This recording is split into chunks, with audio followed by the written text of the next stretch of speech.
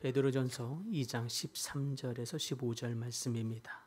함께 봉독합니다. 인간의 모든 제도를 주를 위하여 순종하되 혹은 위에 있는 왕이나 혹은 그가 악행하는 자를 징벌하고 선행하는 자를 포상하기 위하여 보낸 총독에게 하라. 곧 선행으로 어리석은 사람들의 무식한 말을 막으시는 것이라. 아멘. 요즘 우리가 사는 때는 참 혼란한 때가 아닌가 하는 생각이 듭니다. 뉴스를 틀면 정치적인 갈등이 연일 쏟아지고 또 인터넷을 보아도 누가 옳은지 항상 뜨거운 논쟁뿐입니다. 문제는 이러한 혼란과 논쟁들이 교회 안에도 깊숙이 조용히 스며들고 있다는 점입니다. 어떤 교회는 정의를 외치고 있지만 그 정의가 정치적인 편향에 깊숙이 물들면서 정작 복음의 진정성을 잃어버려져 가고 있고, 또 어떤 교회는 질서를 강조하느라고 어두운 이 현실을 방관하거나 또 외면할 때가 있는 것도 또 사실입니다. 이러한 속에서 우리는 어떠한 모습을 있어야 하는가? 또 이러한 한창 뜨거운 이념의 분쟁이 극에 달아 있을 때에 보수당에 있던 어떤 한 여성 위원이 구타를 당하는 사건도 있었고, 또 진보당의 대표였던 어떤 한 분은 흉기로 피습을 당하는 사건도 있었죠. 안타까운 건 그 범인이 부산의 어떤 한 모 교회와 연관되어 있었다라고 하는 사실은 더욱 가슴 아프게 합니다. 이러한 일련의 사건들을 보면서 복음보다 이념이 앞서고 있구나 하는 생각도 해보게 되고, 또 사랑보다 논쟁이, 은혜보다 분열이 앞서고 있는 때라는 것을 여실히 보여주고 있다 할 것입니다. 이러한 혼란의 때에 복음이 마치 능력을 잃어버린 것처럼 하고 있는 이 때에 본문의 말씀은 우리 성도들에게 어떻게 믿음의 중심을 잘 지켜갈 것인가 하는 것에 대한 안내길이 될 수 있을 것이라고 믿습니다. 이런 때일수록 우리는 복음의 본질로 돌아가야 한다고 믿습니다. 이러한 세상 속에서 우리 그리스도인들은 어떻게 살아야 하겠습니까? 근본적인 질문 속으로 돌아가면서 오늘 본문의 배경을 보면 우리가 알듯이 로마 1세기 가운데 극심하게 핍박과 고난 속에서 받았던 이 성도들, 그들에게 또 그리스도인들이 어떻게 세상 속에서 살아야 하는가 고민이 많았습니다. 그 가운데 베드로가 가르쳐주고 있는 이 오늘 본문의 세 가지의 가르침이 있었습니다.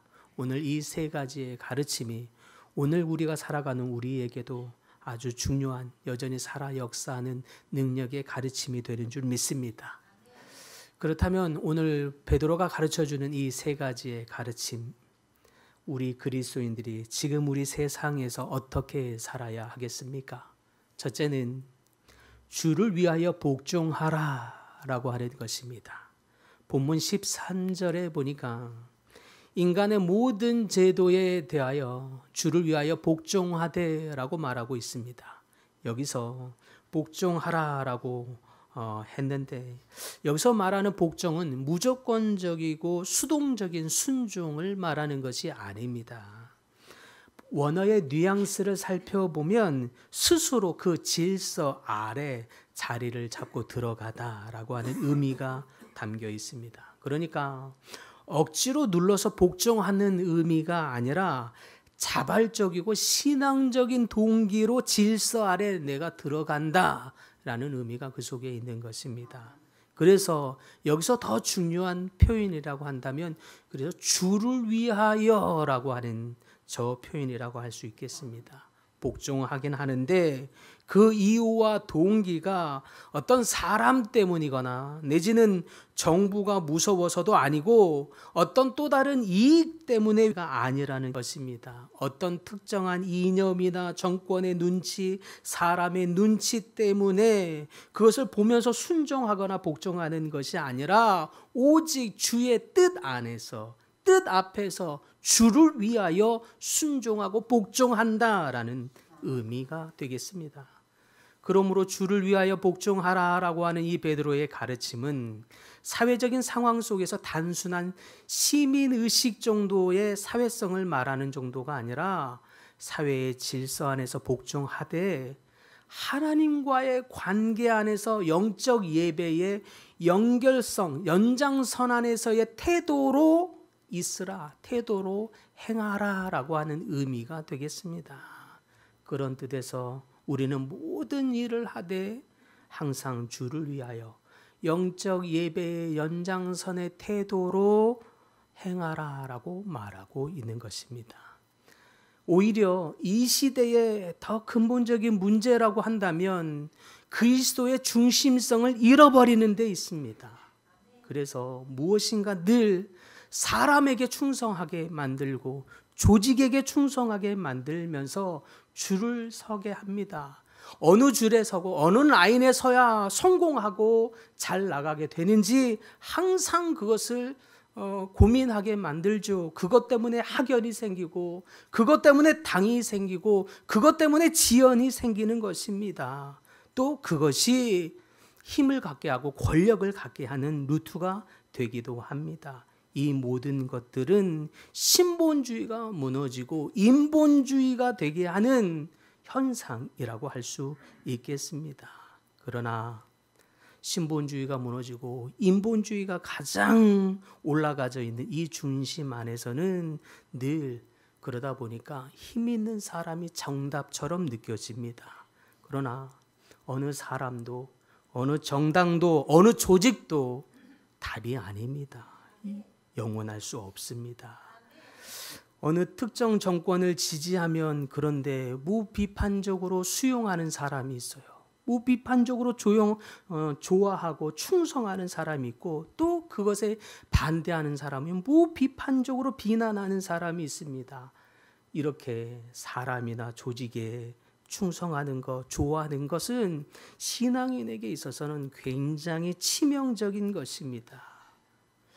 우리나라에게 있어서 영적인 도회라고 하는 것을 조사해 보면 우리나라에 오랫동안 이어져 왔던 이 영적인 어둠의 치명적인 어둠의 영이 있어요. 분열케 하는 것입니다. 지역적인 것으로 분열케 하고 또 항상 삼국시대를부터 시작을 해서 항상 우리나라는 분열해 왔습니다. 지역적인 이유로 또 영혼함의 것으로 당으로 학연으로 사람으로 늘 분열케 해왔습니다. 안타까운 건 교회 안에서도 어느 출신이다 어느 교회 출신이다 이 분열의 영이 교회 안에서도 교인들 안에서도 그것을 고스란히 가지고 있다라고 하는 것이지요. 우리는 이것들에 대해서 오히려 치열하게 싸워야 합니다. 이 보이지 않는 영들에 싸워야 합니다. 그래서 화해의 사도가 되어야 하는 줄 믿습니다. 이렇게 분열케 하는 영은 인본주의의 산물입니다. 우리는 오히려 이런 인본주의의 산물을 물리치고 그 자리에 하나님이 중심이 되게 해야 하는 줄 믿습니다. 정당도 지연도 학연도 사람도 중심이 되어서는 안 됩니다. 오직 하나님이 중심이 되어서 주를 위하여 모든 일의 동기가 주를 위하여 행하는 여러분들 되기를 소망합니다. 그것이 하나님을 경외하는 사람들의 태도인 줄 믿습니다. 두 번째, 베드로가 가르치는 바 우리 그리스도인들이 어떻게 살아야 하는가 보았더니 제도를 존중하되 분별하라 라고 말합니다. 14절에 보니까 악행하는 자를 징벌하고 선행하는 자를 칭찬하기 위하여 그에게 보내신 총독에게 하라라고 말합니다. 먼저 이 말씀을 우리가 눈여겨볼 것은 로마 제국이라고 하는 이 제도의 정당성을 인정하고 있다는 것을 우리는 잘 보아야 합니다. 주목할 점은 정부는 하나님이 악을 제어하고 선을 장려하기 위해서 세우신 도구임을 밝히고 있다라고 하는 사실입니다. 그래서 그 제도를 존중하라고 말합니다. 그런데요, 사실은 1세기 로마 정부는 완전하지 않았습니다. 아니요. 완전하지 않은 정도가 아니라 사실 성도들을 억압하고 핍박하는 정말 불완전한 정부였습니다. 그것 때문에 성도들이 죽기를 수많이도 했습니다. 이러한 상황 가운데 있는 것을 베드로가 너무너무 잘 알고, 심지어 그 정부로 인해서 베드로마저도 엄청난 핍박을 받았습니다. 그러한 신앙적인 관점에서 볼 때 로마 정부는 적그리스도처럼 보일 지경입니다. 그런데 그럼에도 불구하고 베드로는 그러한 정부를 향해서 말하기를 기본적으로 존중하라라고 가르치고 있습니다. 어떻게 이렇게 말할 수 있습니까? 하나님은 질서의 하나님이기 때문에 그렇습니다. 우리는 그러므로 베드로의 이 가르침처럼 우리는 권위자나 제도나 조직에 대해서 기본적으로 존중하는 마음이 있어야 합니다. 존중의 태도가 있어야 합니다. 하나님은 제도와 조직과 권위자를 통해서 하나님의 선을 이루어가기 때문에 그렇습니다. 다만 베드로가 함께 가르치는 것은 다만 영적인 분별력을 가지라라고 함께 말하고 있는 것입니다. 원래 하나님이 제도와 조직과 리더를 세울 때에는 그 조직과 제도를 통해서 악을 분별하고 선을 장려하기 위해서 그걸 하나님이 세우신 것입니다. 근데 문제는 정부나 제도와 또 리더가 오히려 현실 속에서는 신앙을 막고, 또 도리어 로마 제국 같은 경우에는 도리어 자신이 하나님보다 더 높아져서 황제를 숭배하게 함으로써 우상 숭배를 강요하는, 이렇게 악을 조장하는 경우가 있다는데 문제가 있습니다. 현실적인 제도나 조직이 이렇게 완벽하지 않은 거죠. 현실적으로 어떤 리더도 완벽하지 않다는데 문제가 있습니다. 그렇다면 만약 이와 같이 현실적인 정부나 기관이나 조직이나 리더가 이렇게 신앙을 억압하고 악을 조장한다면 그러면 우리는 어떻게 해야 하는 것입니까? 이에 대해서 베드로는 사도행전 5장에서 이렇게 명확하게 분명하게 가르쳐주고 있습니다. 사람보다 하나님께 순종하는 것이 마땅하니라.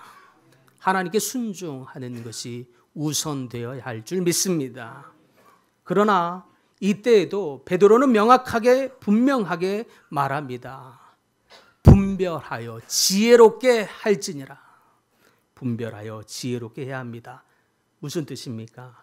악을 행하도록 만드는 공동체, 조직, 사람들이 있다면 우리는 그에 따를 수 없는 거죠. 그에 불순종할 수밖에 없습니다. 그때에도 그 조직을 거스를 수밖에 없을 때에도 질서 있게 해야 한다는 거예요. 비폭력적으로 해야 한다는 것입니다. 정직하게 하고 선한 방식으로 이루라는 뜻입니다. 지금 안타깝게도 어떤 조직이나 단체에서는 내 뜻과 다르다고, 내가 원하는 정부가 아니라면서 칼과 폭력으로 답해서는 안 된다는 의미가 되는 것입니다. 우리는 언제나 복음의 선한 영향력을 나타내는 사람으로 부름받은 것이 우리 그리스도인인 것을 잊지 말아야 할 것입니다. 우리랑 세상이 다릅니다. 뜻이 다를 수 있습니다. 그럴 때에 우리가 폭력과 비난으로 일관할 것이 아니라 끊임없이 존중하되 지혜로움으로 분별하여 선한 영향력으로 세상을 바꾸는 여러분들이 다 될 수 있기를 바랍니다. 그때에 세상은 여러분이 참 하나님의 제자인 줄 알게 될 것입니다. 사실 다니엘도요, 그의 삶 안에 이러한 큰 위기가, 비슷한 위기가 있었습니다. 신하들이 모함하여서 다리오 왕에게 칙령을 내리도록 합니다.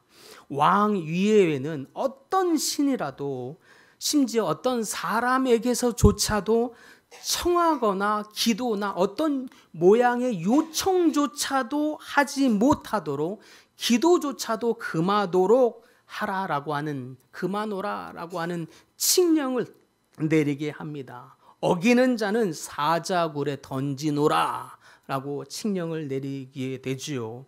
이 칙령을 엄청나게 엄격하게 내리면서 심지어는 이 칙령을 발휘하는 순간 왕조차도 이 칙령을 취소할 수 없도록 만들어 버립니다. 어떻게 됩니까? 다니엘은 늘 매일 하루에 3번씩 하나님께 기도하던 신앙이 있었습니다. 근데 이 칙령으로 말미암아 기도할 수 없는 이 부딪히는 일이 생기게 된 것입니다. 그때에 하나님을 경외하던 이 다니엘은 어쩔 수 없이 하나님의 뜻과 어긋나 있는 이 다리오 왕의 이 칙령을 분별하면서, 그러면서 어쩔 수 없이 기도하되 최대한 왕의 심기를 건드리지 않고 존중하는 마음이 있음을 정중하게 보여줍니다. 그리고 하나님의 뜻을 따라서 법령을 어기되 하나님의 존중을 따라서 하나님 뜻을 행하면서 기도하죠. 그리고 사자굴에 들어가기로 결단을 합니다. 그리고 기도합니다. 결국 사자굴에 들어가게 되죠. 오히려 왕을 존중함도 보여주고 하나님의 뜻도 따라가면서 사자굴에 들어가겠다고 하는 감당하겠다고 하는 그 결단이 오히려 하나님의 보호하심을 받는 놀라운 기적을 낳는 것을 우리는 모두 알고 있을 것입니다. 이와 같은 태도, 이와 같은 지혜로운 태도가 우리가 이 세상 가운데 가져야 할 태도인 줄 믿습니다. 코로나 팬데믹이 한창이던 시절에 미국의 한 간호사가 있었습니다. 그는 중환자실에 있었던 이 헌신적으로 생명을 섬기던 간호사였습니다. 그런데 어느 날 병원에 소속되어 있던 이 병원의 어떤 한 방침이 굉장히 윤리적이고 또 도덕적으로 부당한 방침이 하나 있다는 것을 느꼈습니다. 그녀는 이 방침을 조심스럽게 상급자에게 여러 번 문제를 제기하게 됩니다. 그러나 돌아온 대답은 병원장의 방침이 잠잠고 그냥 따르라라고 하는 답변뿐이었습니다. 그녀는 긴 고민 끝에 병원의 규정 안에 있으면서도 그러나 윤리적으로 너무나 어긋나 있는 이 방침에 대해서 부드럽고 또 정직한 방식으로 외부 기관에 의뢰하여 이 문제의 해결에 도움을 요청하게 됩니다. 그리고 그 결과 그녀는 내부 고발자라고 하는 이유로 병원에서 해고를 당하게 됩니다. 하지만 이 이야기는 여기서 끝나지 않습니다. 이 과정에서 이 간호사는 한껏 끊임없이 정중하고 끊임없이 겸손하고 절대 공격적이지 않도록 더욱 조심스럽게, 그리고 충심의 의도를 여러 가지 모양으로 백방으로 전달하고자 노력하였습니다. 절대 공격적이지 않으면서 절대 비판적이지 않은 형태로 본래의 의도가 상실되지 않도록 더욱 조심하였습니다. 한껏 존중하는 편지를 썼고 여러 간호사들의 중심의 뜻을 전달하고자 노력했으며 그것이 단기간에 병원의 실질적인 이익보다 궁극적인 더 선한 영향력을 지역사회에 끼치게 될 수 있음을 설득하였습니다. 그러한 노력을 함께 있었던 간호사들이 함께 수고하도록 또한 독려했습니다. 그러한 수고들이 결국 병원의 이미지를 바꾸게 만들었습니다. 그것이 병원을 바꾸고 또 그 병원의 변화가 병원장의 마음을 바꾸게 만들었습니다. 결국 그녀의 용기와 품위 있는 태도가 병원장에게 진심이 전달되게 되면서 또 많은 사람들에게 감동을 주게 됩니다. 결국 이 이야기가 추후에 알려지게 되면서 그는 더 높은 자리에, 더 좋은 환경에, 큰 영향력을 가진 자리에 올라가게 됩니다. 훗날 그녀가 이런 이야기를 하게 됩니다. 나는 절대 그 병원을 미워하지 않았습니다. 그 제도는 분명 여전히 많은 사람들에게 도움이 되는 측면이 있었습니다. 다만 윤리적인 측면에 있어서 하나님 앞에 도저히 그것을 승인할 수 없었던 것입니다. 하나님 앞에서 눈 감고 그것을 묵인할 수 없었던 것입니다. 그래서 최대한 하나님의 마음을 전달하고 싶었던 것뿐입니다. 사랑하는 성도 여러분, 이 간호사처럼 때로는 우리가 세상 안에 살아갈 때에 이 세상 안에 있는 어떤 제도가 하나님의 뜻을 어기는 것이 분명히 있습니다. 우리는 그럴 때 더욱 뱀같이 지혜롭고 비둘기같이 순결해야 할 줄 믿습니다. 더 비판적이지 않고 더 험불하게 겸손하게 더욱 온유함으로 이 세상을 섬기는 지도자들이 다 될 수 있기를 바랍니다. 마지막으로 베드로가 가르치는 바, 세상 가운데 우리가 어떤 모양으로 어떻게 세상을 살아야 하는가 보았더니 선한 행함으로 무지를 잠잠케 하라라고 말합니다. 15절에 보면 선을 행함으로 어리석은 사람들의 무식한 말을 막으시는 것이라 라고 말합니다. 이것은 무슨 뜻입니까? 당시에 그리스도인들은 참으로 수많은 오해를 받았습니다.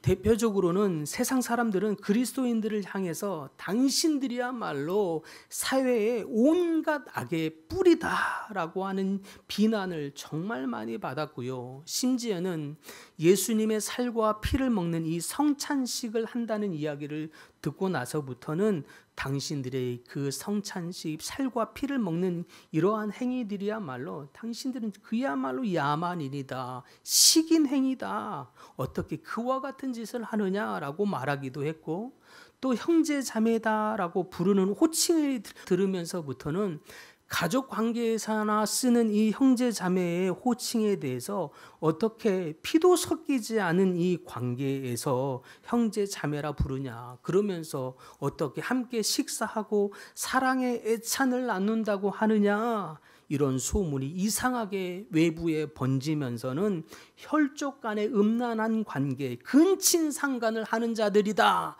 라고 하는 오해를 받기도 했습니다.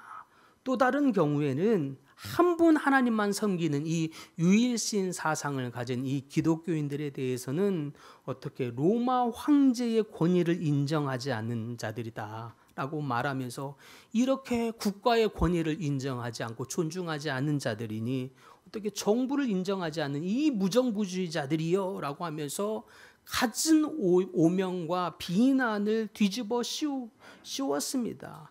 이러한 수만 가지의 비난과 오해를 받는 우리 그리스도인들에게 베드로가 가장 강력하게 가르쳐주고 있는 이 가르침, 여러분 성도들이여, 이런 수많은 논쟁과 오해들에 대해서 논쟁으로 맞서지 말고 삶으로 대답하십시오 라고 말하고 있는 것입니다. 말이 아니라 선행으로 나타내십시오. 논리로 대답하지 말고 삶의 모범으로 보여주십시오. 비난으로 대항하지 말고 사랑으로서 그들의 입을 침묵하게 만드십시오. 사랑하는 성도 여러분, 우리는 이 땅에서 나그네이고 어쩔 수 없이 소수자이며 약자입니다. 한 나라의 국민이지만 우리는 끊임없이 어쩔 수 없이 또 다른 소수자입니다. 그러나 우리는 동시에 하늘의 시민권자인 것을 잊지 않으시기를 바랍니다. 때로는 우리가 가지고 있는 하늘나라의 이 법이 우리가 땅을 받고 있는 이 땅의 법과 날마다 부딪히는 것을 여러분 알고 계실 것입니다. 그로 인해서 여러분 얼마나 어쩔 수 없이 타협해야 할 때가 사실 얼마나 많이 있습니까? 가볍게 술 문제, 담배 문제 하며 그걸 떠나서 얼마나 많은 일들에 우리가 타협해야만 이 땅에서 살 수 있을 것 같이 느껴지는 것이 얼마나 많이 있습니까? 타협하지 않고 사업을 할 수 없고, 타협하지 않고 회사를 달릴 수 없는 상황들이 얼마나 많이 있습니까? 여러분 그 가운데 어떻게 그리스도인으로서 그 공동체 안에서 주직 안에서 살아내고 있습니까? 여러분 참 힘든 시간, 이 힘든 영적인 싸움을 해가는 여러분들 하나님이 격려하고 또 지지하고 여러분 힘든 여정 안에 하나님이 도전하고 있다고 믿습니다. 여러분 더욱 하나님의 중심이 여러분의 삶을 지탱해 갈 수 있기를 소망합니다. 그럴 때일수록 이 세상의 것이 우리의 중심이 되면 우리는 요동하고 흔들릴 수밖에 없는 것입니다. 더욱 하나님이 우리 삶의 중심이 되도록 하나님을 우리 중심에 모셔드려야 할 줄 믿습니다. 하나님이 잃어버리면 세상이 우리를 다스리게 되는 것입니다. 그러므로 더욱 하나님 중심성을 갖는 여러분들 되기를 간절히 바랍니다. 그럴 때일수록 더욱 우리 안에 영적인 분별력을 가져야 합니다. 분별력을 잃어버리면 수많은 가진 유혹들로 우리가 그렇게 타협하지 않으면 살 수 없노라 라고 하는 가진 감언이솔로 우리를 넘어뜨리게 할 것입니다. 그러므로 우리는 더욱 뱀같이 지혜로움으로 비둘기같이 순결함으로 지혜로운 성도들 다 될 수 있기를 바랍니다. 그리하여 세상의 수많은 논쟁 속에서 쉽게 어떤 정당이 최고다, 어떤 사람이 최고다, 이러한 지역과 학연과 이러한 것들에 흔들리지 말고 이러한 한편에 서서 무조건적으로 칭송하지도 말며 여러분 그 가운데 지혜로움으로 화해의 사도로 서 있을 수 있기를 바랍니다. 이 시간 가운데 이 나라가 이렇게 분열되는 이 상황 가운데 교회야말로 화평의 사도, 화해의 사도가 되어서 결렬된 이 양쪽의 이 사이에 이 틈을 메울 수 있는 것은 교회가 아니고서 어디에서 하나님이 답을 찾을 수 있느냐 하는 것입니다. 그런데 이 교회의 성도들마저 한쪽의 편이 돼가지고 있으면 도대체 이 결렬된 틈은 누가 메울 수 있느냐 하는 것입니다. 하나님이 교회에 있는 여러분들을 화해의 사도가 되도록 부르시고 있는 줄 믿습니다. 그러므로 우리는 하나님 앞에 더욱 분별하고 더욱 하나님의 중심을 가져서 정직함으로 겸손함으로 온유함으로 더욱 비판적이지 아니하게 빛과 소금의 역할을 나타내므로 세상에 하나님의 뜻을 나타내는 하나님의 사도들이 다 될 수 있기를 간절히 축복합니다.